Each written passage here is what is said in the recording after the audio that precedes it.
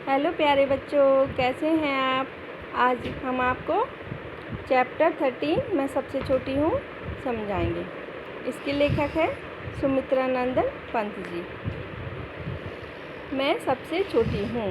तो इसमें क्या है, एक बच्ची है छोटी, वो अपनी माँ से कह रही है कि मैं छोटी ही रहूँ, बड़ी ना हूँ और तेरे आंचल में ही रहूँ, क्योंकि जब बड़े हो जाते हैं तो माँ हमें इग्नोर कर देती है, तो माँ हमें फिर देखभाल नहीं करती। तो वो इसी को कह रही है कि मैं छोटी ही रहूँ सदा। तो आइए समझते हैं। मैं सबसे छोटी हूँ, तेरी गोदी में सोऊं, तेरा आंचल पकड़ पकड़ कर फिरूं सदा माँ तेरे साथ, कभी न छोड़ूं तेरा हाथ। बड़ा बनाकर हम पहले हमको, तू पीछे चलती है माँ, हाथ पकड़ फिर सदा हमारे साथ नहीं फिरती दिन रात। तो एक जो छोटी बच्ची है वो माँ से कह रही है कि माँ, मैं हमेशा तेरी गोदी में ही सोऊं, तेरा आंचल, आंचल कहते हैं जो माँ का जो पल्ला होता है, जो साड़ी का पल्ला होता है या जो भी चुन्नी होती है उसको कहते हैं आंचल, कि मैं तेरा आंचल पकड़कर तेरे साथ सदा रहूं, मतलब घूमूं तेरे साथ साथ। पीछे पीछे जो बच्चे होते हैं, जब जो छोटे बच्चे होते हैं तो वो अपनी माँ के साथ पीछे अपना आंचल पकड़ के घूमते हैं ना, जहाँ जहाँ माँ जाती है वहाँ पीछे पीछे जाते हैं।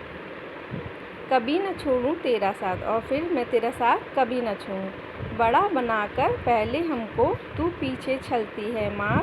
जब हम बड़े हो जाते हैं तो बड़े होकर माँ क्या करती है, हमें इग्नोर कर देती कि अब तो बच्चा बड़ा हो गया तो उसे सब कुछ अपने आप करना चाहिए, अब हर जिम्मेदारी बच्चे को उठानी चाहिए। तो माँ उस बच्चे को इग्नोर कर देती है कि बच्चा बड़ा हो गया, अब बच्चा अपने आप सारी काम सीखे। तो वो बच्चा कह रहा है कि बड़ा बनाकर पहले हमको, तू पीछे चलती है माँ। जब बड़ा कर देती हो तो फिर हमें चलती हो, हमें धोखा देती हो।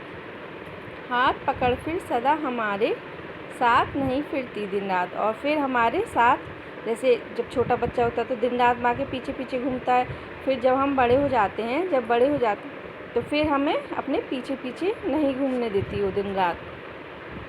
अपने कर से खिला धुला मुख, धूल पहुँच सज्जित गत करगात, थमा खिलौने नहीं सुनाती हमें सुखद परियों की बात। और जब हम बड़े हो जाते हैं तो हमें परियों की कहानी भी नहीं सुनाती हो, बड़े होके हमें मीठी मीठी बातें और कहानी ये भी नहीं सुनाती हो।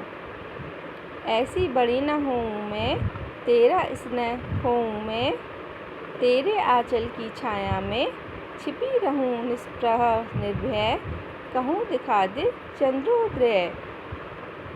तो बच्ची कह रही है कि मैं ऐसी बड़ी नहीं होना चाहती, मैं बड़े नहीं होना चाहती, मैं छोटे ही रहना चाहती हूँ, जिससे कि आप मुझे प्यार करो, मेरे साथ साथ रहो, मैं आपका आंचल पकड़ के पीछे पीछे आपके घूमती रहूँ।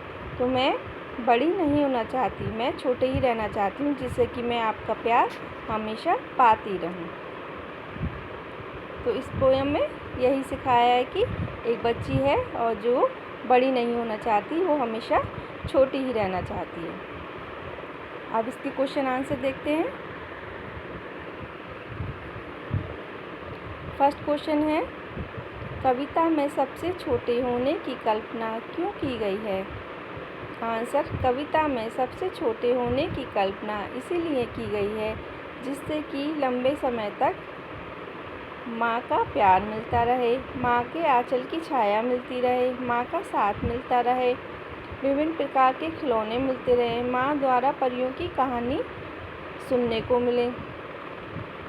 तो क्या छोटे होने के क्या फ़ायदे, छोटे होने में हमें माँ का प्यार मिलता रहता है, माँ के आंचल की छाया मिलती रहती है, माँ अपने साथ साथ हमें घुमाती रहती है ना।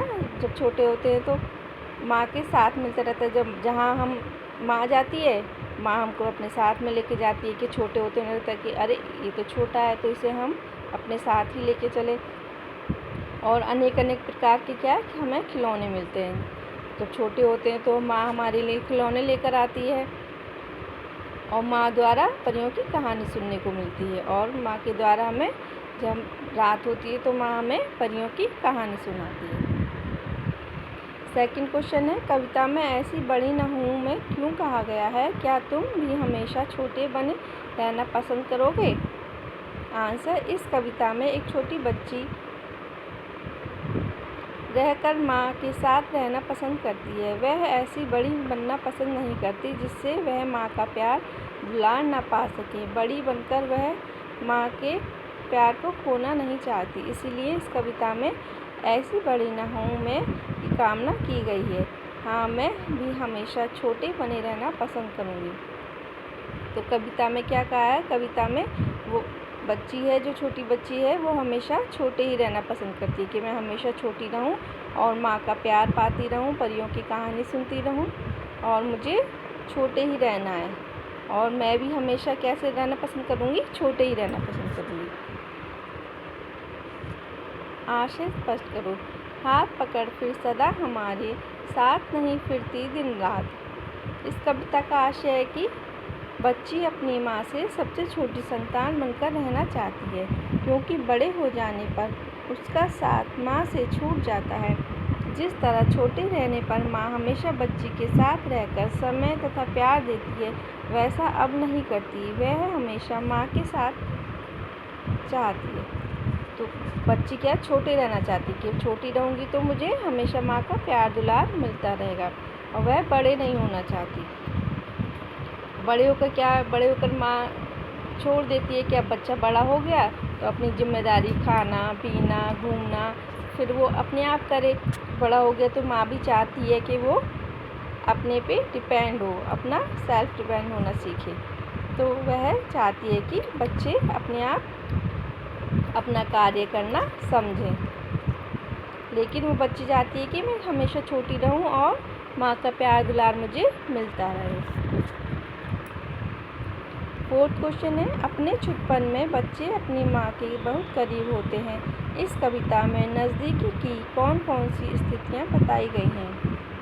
आंसर, माँ की गोदी में सोना और परियों की कहानी सुनना, उसकी आंचल पकड़कर चलना, उसके हाथों खाना और उसके हाथों सजना संवरना आदि इस कविता में नज़दीकी की स्थितियाँ बताई गई हैं। जब बच्चे छोटे होते हैं तो माँ क्या करती है? माँ गोदी में उनको सुलाती है, परियों की कहानी सुलाती है और उनका आंचल पकड़ के, बच्चा जब छोटा होता है तो आंचल पकड़ के पीछे पीछे घूमता रहता है और अपने हाथों से माँ खाना भी खिलाती हैं। और उनको जैसे बच्चे नहा कर आते हैं तो बच्चों के बाल काटना, उनको पाउडर लगाना, कपड़े पहनाना, तो ये सब माँ करती हैं। तो जब बड़े हो जाते हैं तो फिर माँ ये सब काम नहीं करती ना, बच्चे सब अपने आप करते हैं जब बड़े हो जाते हैं।